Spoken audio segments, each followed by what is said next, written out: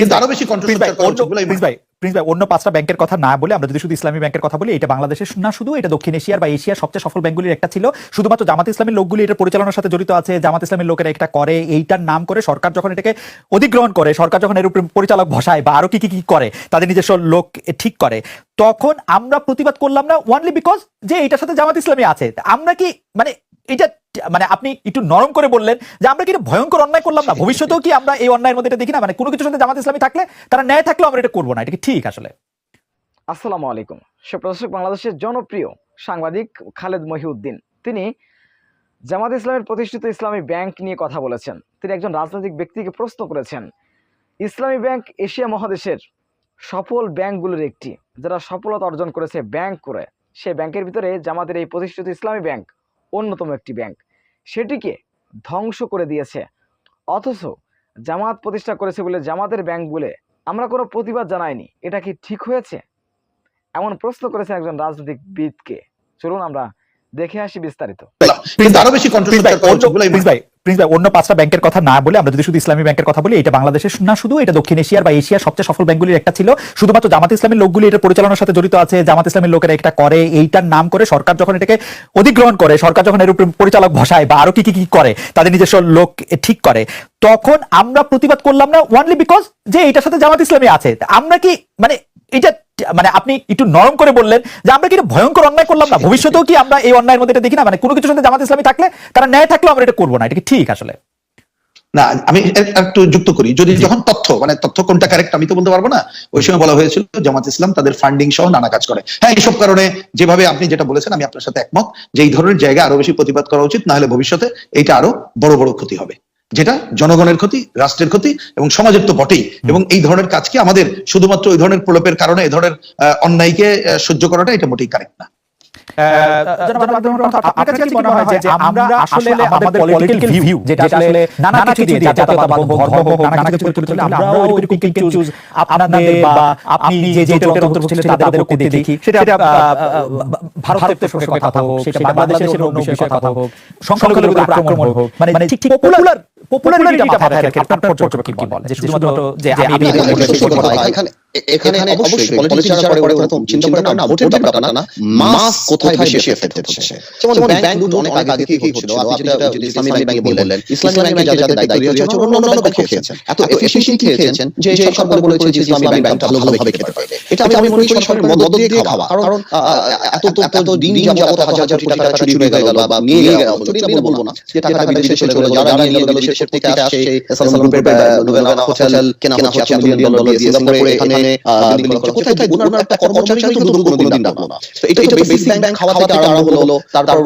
মৈদান আলম সাহেবের যে farmers bank আরম্ভ হলো, ছোট ছোট খেয়ে এখন মোটামুটি বড় স্তরে খাওয়া হয়ে গেছে। তো আমি মনে করি এটা তো বড় একটা ব্যাপার। আজকে এই কারণে এমসিসি করতে পারে না। দেখা যাচ্ছে যে 7টা ব্যাংকে বাংলাদেশ ব্যাংক $1 বিলিয়ন $500 মিলিয়ন এরা নিয়ে যে আবার একই কাজ করে টাকা বিদেশে পাচার করছে। তো আমি সেটা বলছি যে এটা তো সম্পূর্ণ আজকে যে ব্যাংকের নিউজ আসছে, ডেইলি স্টার থেকে আরম্ভ করে সব জায়গায় 30,000 কোটি টাকা নিয়ে গিয়েছে, 24 বছর বয়সে ছেলে 2,500 কোটি টাকা নিয়ে গিয়েছে। তো এই জিনিসগুলি তো আসলে একটা অনেক বড় ক্রাইসিস এর দেশে, মানে অফিশিয়ালি ব্যাংক লুট টাকা বিদেশে চলে যাচ্ছে। তো এটা তো আমরা সবাই জানি। তো এটা এখন ইসলামী ব্যাংকের গ্রাহক সংখ্যা যখন অনেক বেশি, তো ন্যাচারালি ইসলামী ব্যাংকের গ্রাহক থেকে আরম্ভ করে যারা অনেস্ট বিজনেসম্যান, তারা সবাই যে এই লুটের একটা মহারাজ্য এখানে চলছে। আমার মনে হয় যে ন্যাচারালি এই জিনিসটা পাবলিক কাছে মানে মানুষের কাছে এটার মানে পৌঁছে যাওয়াটা বা মানুষের কাছে আমি শুধু বলতে চাই, ধরেন কুমিল্লাতে বা রামপুতে যখন সংখ্যালঘুদের উপর আক্রমণের একটা ঘটনা ঘটে, তখন শুধু পপুলারিটি বজায় রাখার জন্য আপনারা এক ধরনের মানে কি বলবো যে নিজস্ব কাস্টমাইজ একটা বিবৃতি দেন বা না দেন কিনা, এই বিষয়টা থেকে দূরে থাকেন কিনা? এটা শুনে আমি একটা কথা বলি, বসি বা একটা পলিটিশিয়ান যখন আপনার ক্লিক হয় বা গুলি হয়, যে রিঅ্যাকশনটা পলিটিশিয়ানদের মধ্যে হয়, একটা সাধারণ মানুষের কাছে হয় না, এটা স্বাভাবিক। বাংলাদেশে কত মানুষ অ্যাক্সিডেন্টে মারা গিয়েছে, কিন্তু মিশুক মনিরের অ্যাক্সিডেন্টটা যখন হয়েছে, মিডিয়া আপনারা কতখানি কভার করেছেন, আপনি নিজে বলেন। এটা তো শুধুমাত্র পলিটিক্স না, এটা তো প্রত্যেকটা ক্ষেত্রেই এই জিনিসটা আছে। বাংলাদেশে আমি আরেকটু পরিষ্কার করে বলি, 2000 সালের পর ভোলায় সংখ্যালঘুদের উপর হামলা বা অতি সম্প্রতি রামপুতে হামলা বা কুমিল্লাতে এই মন্দিরে একটি বই রাখা নিয়ে আরেকটি অন্তত অনেকগুলি মন্দির সেই ঘটনাকে আপনি আপনারা আসলে মানে প্রতিবাদ জানানো বা বলার ক্ষেত্রে আপনি পিক এন্ড চুজ করেন না, যে মনে করেন যে আসলে আমাদের বিপক্ষে যাবে।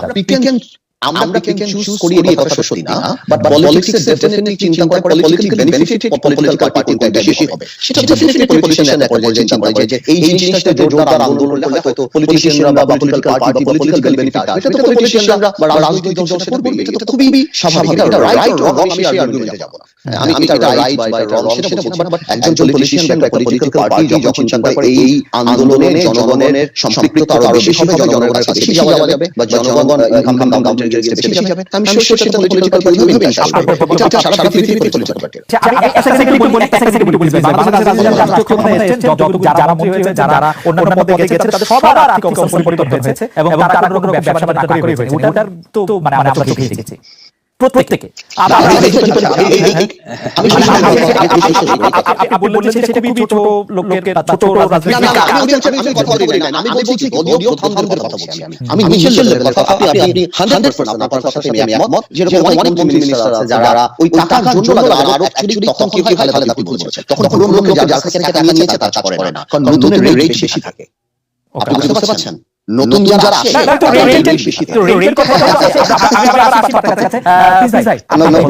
যদি বলেন ভূ রাজনীতিকে ঘিরে ভারত, চীন, রাশিয়া তারা অর্থনৈতিক অবস্থার মধ্যে দিয়ে যে জিনিসগুলো করে বাংলাদেশ তাদের কি সুবিধা দেবে সেটা একটা বড় ফ্যাক্টরের উপরে দাঁড়িয়েই তারা তাদের কাজটা বিবেচনা করবে বা তাদের যে ইনভেস্টমেন্ট, তাদের যে বড় তাদের ইনভেস্টমেন্ট রাখা কি হবে এটা বিবেচনা করে তারা তাদের কি বলবো পথচনা করবে এবং আমেরিকা এবং অন্যরাও তারা তাদের সুবিধা কত বেশি আদায় করতে পারবে সেটা বিবেচনা করেই কিন্তু শেষ বেলায় তাদের পদক্ষেপগুলো গ্রহণ করবে বলে আমাদের মনে হচ্ছে।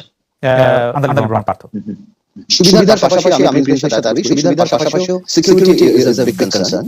ভারত সবসময় চিন্তা করে যে এমন কোন সরকার এই দেশে আসে যারা অ্যান্টি ভারত যারা আছেন তাদের মধ্যে ভারতের ইন্টারনাল সিকিউরিটি করে, এই কারণে Bharat concern. At the same time America চিন্তা করে যে বিজনেস নামে এই দেশ চায়নার ঘাঁটি পরিণত হয় কিনা সেটাও আমেরিকার কনসার্ন আছে। তো আমার মনে হয় যে সেই আপনার ইন্টারেস্ট সুবিধা নেওয়া থেকেও ওনাদের অসুবিধা যাতে না হয় গ্লোবাল পলিটিক্সে সেই ব্যাপারটাও কিন্তু অনেক গুরুত্বপূর্ণ। সুবিধার পাশাপাশিও আমেরিকার ন্যাচারাল ইন্টারেস্ট থাকতেই পারে। চায়না আপনি দেখেন না রাশিয়া যখন টুইট করে আমেরিকা বলেছে যে ইউক্রেনে তোমরা কি করো, আর ওই কথাটা আর বাংলাদেশে বলার সুযোগ নেই যে আমাদের অভ্যন্তরীণ ব্যাপারে কথা বলবে না বা আমাদের এটা বলবে না। এই জিনিসটা খোলাখুলি সরকারি যে বলছে আমেরিকাকে যে তুমি কিভাবে স্যাংশন ইন্ডিয়াকে স্যাংশন কিভাবে আনো বা আওয়ামী লীগ কিভাবে ক্ষমতায় রাখা যায়, এই জিনিসগুলো এখন ওপেন হয়ে গেছে। সো আমার মনে হয় যে ভারতের ইন্টারেস্ট আছে, আমেরিকার আছে, চায়নার আছে, চায়নার lot of investment in this country, রাশিয়ারও আছে। তো আমার মনে হয় এই খেলাগুলো এখন চলছে, তাই না? আমাদের হাতে রাজনীতি নেই, এদের হাতেই। সুপ্রদর্শক, বিষয়টা আপনারা কিভাবে দেখছেন অবশ্যই আপনাদের মূল্যবান মন্তব্য কমেন্টে জানাবেন। সবসময় সত্য নির্ভর তথ্য পেতে স্বাধীন বাংলা ইউটিউব চ্যানেল সাবস্ক্রাইব করে আমাদের সাথে থাকুন। আসসালামু আলাইকুম ওয়া রাহমাতুল্লাহি ওয়া বারাকাতুহু।